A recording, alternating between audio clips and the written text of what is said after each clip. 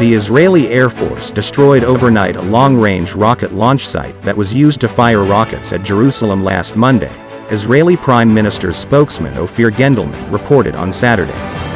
The Israeli Air Force destroyed last night the very rocket launcher that Hamas terrorists have used to fire long-range rockets at #Jerusalem this past Monday.